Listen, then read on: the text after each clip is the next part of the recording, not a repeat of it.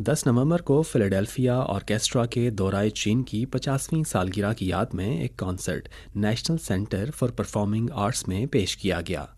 1973 से Philadelphia orchestra ने चीन और अमेरिका के दरमियान अफ़ाम व तफ़हीम और दोस्ती को बढ़ाने में अहम किरदार अदा किया है।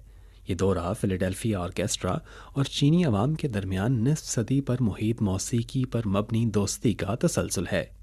1973 में फिलाडेल्फिया ऑर्केस्ट्रा ने पहली बार चीन का दौरा किया और एक सकाफती सफ़ीर बन गया, जिसने चीन अमेरिका ताल्लुकात में सर्दमहरी को कम करने में अहम किरदार अदा किया। इसके बाद से फिलाडेल्फिया ऑर्केस्ट्रा ने 12 बार चीन का दौरा किया। 10 नवंबर को शंघाई में छठी चाइना इंटरनेशनल इंपोर्ट एक्सपो का इख्तिताम हुआ।